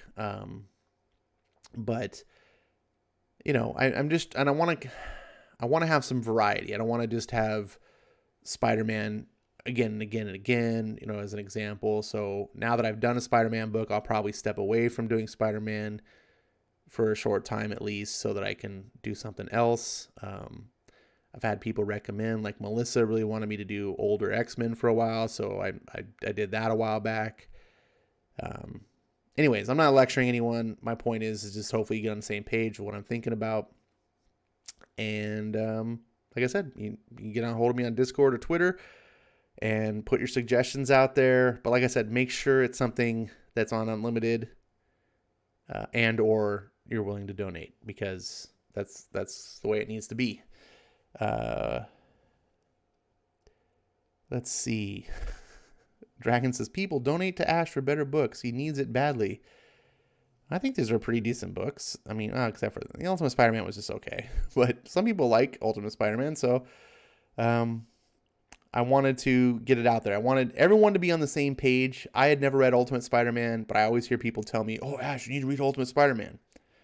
And now I can tell people I have read Ultimate Spider-Man. And everyone that's here with me, you've all read it too, essentially. But let's see. RDV says, read me some Frank Miller Daredevil or Ghostbusters. Daredevil is definitely something that's been on the consideration. There's 2 phenomenal Daredevil. I would love to do Man Without Fear and then Born Again. Those 2 great stories. Frank Miller is a lot of fun to read too. Like he's my favorite writer, and he just is like a poet. I could read Frank Miller all day. Let's see. Dragon Ball says, everyone knows Ultimate Spider-Man is bad, and no one on Earth heard of Lazarus until the Batman Lazarus pit. What? No one. That's not what the Lazarus is even. The Lazarus has nothing to do with the Batman. What are you talking about, Dragon Ball? It doesn't even make sense. First of all, Lazarus is from the Bible. It's not from Batman comics. The Lazarus pit just takes the name from the biblical Lazarus. And then Lazarus, the comic book, also takes that name from the Bible because Lazarus was the guy who came back from the dead. So that's all that the thing is. And I've actually heard of Lazarus. Lazarus is one of the bigger Image comic books. It's been going on for years. So people have heard of Lazarus. Believe me. It's been on my radar to read for a while. RDV says, Dragon Ball, you're drunk. You may be right. Ronnie says, better is in the eye of the beholder. I am glad that Ash introduced me to his Lazarus series, and I wanted to give Ultimate Spidey a fair reading before I condemned it or praised it. There we go. That's pretty much exactly my thoughts. Except I would give the credit to Venkman introducing you. Like, I was the vessel, I read it, but Venkman was sort of the one that inspired me to do it. So technically I'd say Venkman kind of introduced it to you through me as a proxy. Let's see. They lied to you to be funny when they said read Ultimate Spider-Man. No. People, whenever I argue with people about Bendis, because I'm convinced that Bendis is not a good writer. And people, oh no, he's just lost his way, da-da-da-da-da. He used to be really great. And I'm like, okay, well, I haven't read. I'm reading more and more Bendis, and I'm not reading good stuff. And people are like, well, you got to read. And I was like, what's the best stuff that Bendis has ever written? So I can just go read that. So, because it's a never-ending thing. It's like, I'll read something. Oh, well, that wasn't the good. You got to read this. Okay, so I'll go read it. Oh, that wasn't that good. Oh, well, you got to read this. The dude's got 20 years of comics. And so now people are like, well, you got to read his Avengers run, Ash. Okay, I read it. Sucks. Oh, you got to read his X-Men. That's when I read it. Sucks. It's like, tell me what the best thing is. The number one thing. And the consensus for Bendis's best thing ever is 2 books. His original Daredevil run, for which he won back-to-back Eisner Writer of the Year awards, back when the Eisners weren't completely worthless like they are today. So I don't know. Maybe that was the start of it. But I mean, Bendis's run on Daredevil was heard by me when I wasn't even reading comics back then. So that made a deal. The other book is Ultimate Spider-Man. Both of those books, everyone says it's one of the 2. So a lot of people do legitimately like the Ultimate Spider-Man. Even here today, people were talking about they liked it. I mean, Marania was saying she would like to see it continued. Venkman wants to see it continued. So I didn't hate it. It's definitely better than his Superman stuff. It feels a lot more amateur for sure. That was my feeling of it. I read it and I'm like, oh, this is Bendis from 20 years ago when he was still learning how to write comics. So it has a lot of that amateur writing feel to it. But it also felt more honest. It felt more like someone trying to do a good job, where Bendis today just feels like it's just phoned in. Like, it feels like someone doing a day job, the daily grind of a job, not doing something they love. It just, yeah. So that's my thoughts on that. Ronnie says, do I have to give RDV credit? Okay, fine. Thanks, RDV.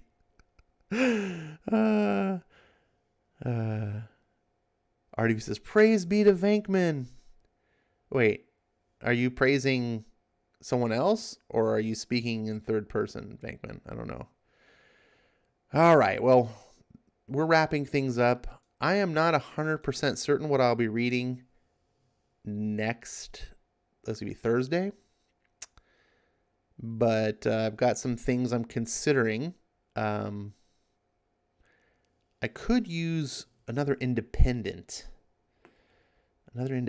book. I think I have a Marvel book I want to read. Spoiler, it's Marvel book. But I don't. Independents are a little bit harder. There's not as many. They're not as prolific. I guess I could possibly read some more Lazarus, or I could come back to Lazarus later and do like part 2. But then again, also remember the point of doing this is that it's not for me to read the whole series to you. It's not. I'm already kind of spoiling the books and this is kissing cousins with piracy, in a way. What I want to do is sample the books for you so that you can hear them or, read them along with me or whatever. And then if you really liked it, let's say you loved Ultimate Spider-Man, you would then maybe go, I'll go back and pick those up and get some trades. And if you didn't, you'd be like, oh, thank God, Ash read those and saved me some money. Now I know not to go, read any more of that. So that's kind of where that's at. That's why I don't read the whole thing. But it's late.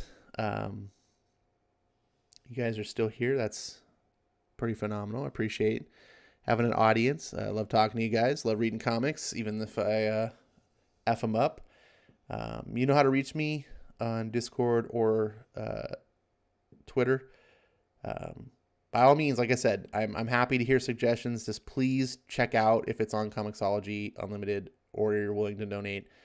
I'm not asking anyone to donate, but just because if you just say, hey, for example, Venkman's like, read Ghostbusters. Well, you're asking me now to go do homework and first of all, research. Is there any Ghostbusters on Comixology Unlimited? Okay, yes or no? Okay, if there's yes, now, is there any Ghostbusters that are quality? Which ones should I that puts in a lot of extra work. If you say, hey, Ash, here's a really good series that I know about that I can vouch for. It's on Comixology Unlimited. Read these particular issues. Like when Ed recommended Astro City. He was like, get these 2 issues on Astro City. They're both on Comixology Unlimited. They're both awesome. You'll like them for this reason. And I was like, okay, cool. 2 issues, easy.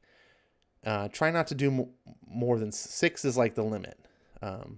So that's it. I've rambled on way too long. Hopefully you guys are having a good night. Hopefully you're having good comics to read. I'm playing some video games. I don't know if no one plays video games, it seems like, or at least I guess some do because someone was asking me about superhero games.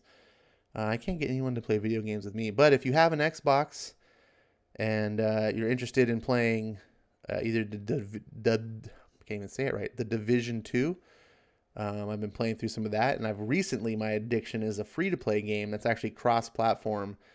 You can play it on Xbox, PC, PS4, I think even Switch. It's called Dauntless. where you hunt big monsters and you get loot and make better weapons and hunt bigger monsters and da da da da.